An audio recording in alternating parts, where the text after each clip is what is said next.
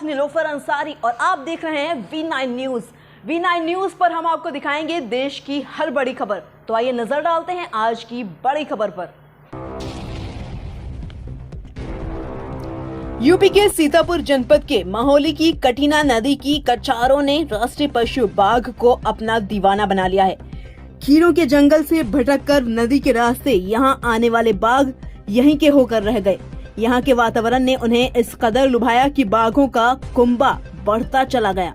मौजूदा समय में यहाँ बाघों की संख्या बढ़कर करीब आधा दर्जन हो गई, जिसमें एक नर बाघ, 2 मादा बाघ और 2 शावक भी शामिल हैं। डीएफओ ने वाइल्ड लाइफ एक्सपर्ट टीम की रिपोर्ट के आधार पर इस बात की पुष्टि की है। बाघ का कुंबा बढ़ने की खबर के बाद wild life trust of India की तराई बाघ परियोजना के हेड अनिल कुमार नायर बाघ प्रभावित क्षेत्र के अमृता गांव पहुंचे। यहां उन्होंने महोली के क्षेत्रीय वन अधिकारी की मौजूदगी में ग्रामीणों के साथ जागरूकता बैठक की। उन्होंने वन विभाग के अधिकारियों के साथ ट्रेनिंग कैंप किया। इसके बाद उन्होंने श्याम जीरा कोलहोरा गांव का स्थलीय निरीक्षण कर बाघ के पग चिन्हों की नापजोख की। वन विभाग अभी ग्रामीणों से बाघों की और बाघों से ग्रामीणों की सुरक्षा के लिए बाघ प्रभावित क्षेत्र में सोलर पावर फेंसिंग का प्लान बना रहे हैं। सीतापुर से विनीत सिंह की रिपोर्ट।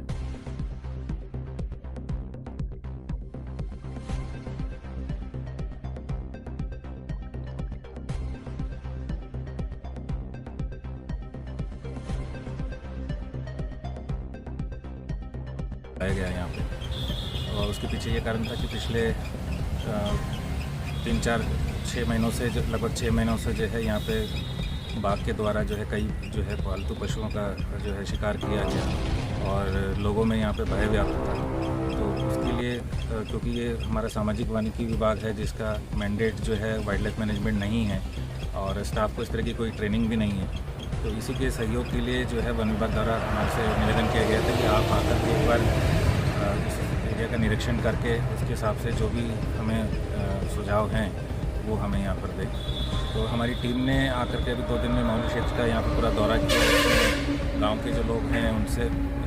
जाकर के बातचीत भी करी, उनका भी जो है व्यू जाने हैं। उसके अलावा जो फील्ड में जहाँ जहाँ पे हादसे या घटनाएँ हुए हैं तो वो पूरा क्षेत्र हम लोगों ने घूम करके देखा है। जहाँ कैमरे लगे हुए हैं, जहाँ पिंजरे लगे हुए हैं, तो वह सारा क्षेत्र का भी हम लोगों ने भ्रमण किया है। भ्रमण करने के बाद में अब हम लोगों ने कुछ सुझाव दिए हैं वन विभाग को यहाँ पे,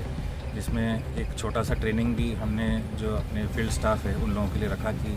किस तरह से जो है ऐसे वन्यजीव प्रभावित क्षेत्र में ट्रैकिंग करनी चाहिए और इसके बाद मास्क ढूंढना, उसके कास्ट बनाना, कैमरा ट्रैपिंग के द्वारा जो है जानवरों की संख्या या सही जानवर को आइडेंटिफाई करना कि ये जानवर पीलीभीत का है या दुधवा क्षेत्र से आया हुआ है या कहीं और किसी नए क्षेत्र से यहाँ आकर के शायद बसने की कोशिश कर रहा हो। ये सब जानकारियाँ कैसे जमा करें और इसके आधार पर जो है आगे की प्रक्रिया को हम यहाँ पर शुरू कर सकें कि यहाँ पे जानवर को क्या रखा जा सकता है या इसको यहाँ से हटा करके वापस जंगल में छोड़ने की आवश्यकता है। तो इसमें थोड़ा साइंस बेस रिसर्च भी हो जाता है और साथ के साथ में जो है जब तक ये हमारा स्टडी चल रही है, जब तक हम ये कारण जानने की और समझने की कोशिश कर रहे हैं, उस बीच में इससे कोई दुर्घटना जो है मानव इंजरी की या कोई मानव की डेथ की जो है वो ऐसा ना हो,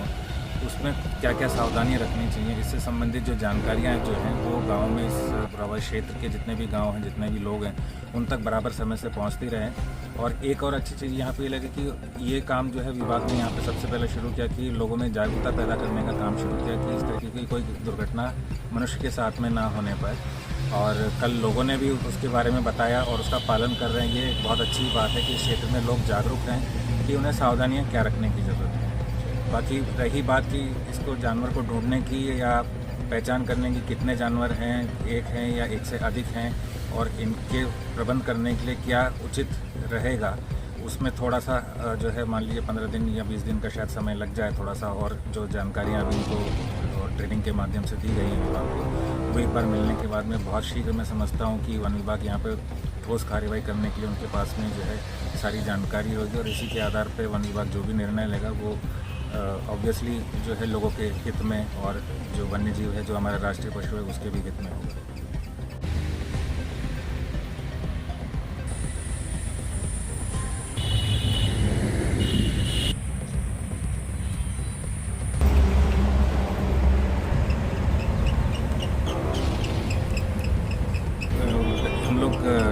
wild life trust of India की तरफ से जो है यहाँ पर सीतापुर में जो माहौली क्षेत्र में बाघ की समस्या और या तेंदुए की जो समस्या यहाँ पे बताई गई थी, इसके लिए हमें बुलाया गया यहाँ पे। और उसके पीछे ये कारण था कि पिछले 3-4-6 महीनों से लगभग 6 महीनों से जो है यहाँ पे बाघ के द्वारा जो है कई जो है पालतू पशुओं का जो है शिकार किया गया और लोगों में यहाँ पे भय व्याप्त था। तो उसके लिए क्योंकि ये हमारा सामाजिक वानिकी विभाग है जिसका मैंडेट जो है वाइल्ड लाइफ मैनेजमेंट नहीं है और स्टाफ को इस तरह की कोई ट्रेनिंग भी नहीं है, तो इसी के सहयोग के लिए जो है वन विभाग द्वारा हमारे से निवेदन किया गया था कि आप आकर के एक बार इस एरिया का निरीक्षण करके उसके हिसाब से जो भी हमें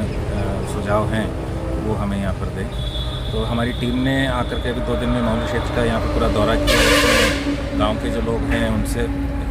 जाकर के बातचीत भी करी, उनका भी जो है व्यू जाने हैं। उसके अलावा जो फील्ड में जहाँ जहाँ पे हादसे या घटनाएं हुए हैं तो वो पूरा क्षेत्र हम लोगों ने घूम करके देखा है। जहाँ कैमरे लगे हुए हैं, जहाँ पिंजरे लगे हुए हैं, तो बहुत सारा क्षेत्र का भी हम लोगों ने भ्रमण किया है। भ्रमण करने के बाद में अब हम लोगों ने कुछ सुझाव दिए हैं वन विभाग को यहाँ पे, जिसमें एक छोटा सा ट्रेनिंग भी हमने जो अपने फील्ड स्टाफ है उन लोगों के लिए रखा कि किस तरह से जो है ऐसे वन्यजीव प्रभावित क्षेत्र में ट्रैकिंग करनी चाहिए और इसके बाद मार्क्स ढूंढना, उसके कास्ट बनाना, कैमरा ट्रैपिंग के द्वारा जो है जानवरों की संख्या या सही जानवर को आइडेंटिफाई करना कि ये जानवर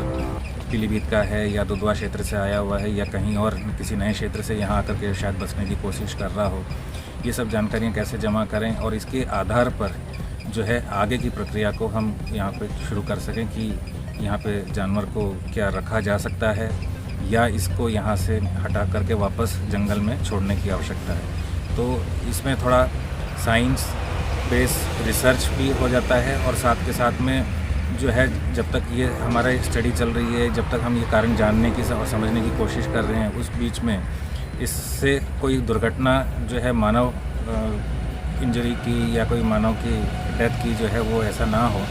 उसमें क्या क्या सावधानी रखनी चाहिए, इससे संबंधित जो जानकारियाँ जो हैं वो गाँव में इस प्रभावित क्षेत्र के जितने भी गाँव हैं, जितने भी लोग हैं, उन तक बराबर समय से पहुँचती रहें। और एक और अच्छी चीज़ यहाँ पे ये लगी कि ये काम जो है विभाग ने यहाँ पे सबसे पहले शुरू किया कि लोगों में जागरूकता पैदा करने का काम शुरू किया कि इस तरह की कोई दुर्घटना मनुष्य के साथ में ना होने पाए। और कल लोगों ने भी उसके बारे में बताया और उसका पालन कर रहे हैं। ये बहुत अच्छी बात है कि इस क्षेत्र में लोग जागरूक रहें कि उन्हें सावधानियाँ क्या रखने की ज़रूरत है। बाकी रही बात कि इसको जानवर को ढूंढने की या पहचान करने की कितने जानवर हैं, एक हैं या एक से अधिक हैं, और इनके प्रबंध करने के लिए क्या उचित रहेगा, उसमें थोड़ा सा जो है मान लीजिए 15 दिन या 20 दिन का शायद समय लग जाए थोड़ा सा, और जो जानकारियाँ अभी इनको और ट्रेनिंग के माध्यम से दी गई हैं विभाग को, वो एक बार मिलने के बाद में बहुत शीघ्र मैं समझता हूँ कि वन विभाग यहाँ पे ठोस कार्रवाई करने के लिए उनके पास में जो है सारी जानकारी होगी और इसी के आधार पर वन विभाग जो भी निर्णय लेगा वो ऑब्वियसली जो है लोगों के हित में और जो वन्यजीव है, जो हमारा राष्ट्रीय पशु है, उसके भी हित में होगा। अभी के लिए इतना ही। देश की हर बड़ी खबर सबसे पहले देखने के लिए हमारे चैनल V9 न्यूज़ को लाइक करें, सब्सक्राइब करें और हमारे वीडियोस को शेयर करना ना भूलें। नमस्कार।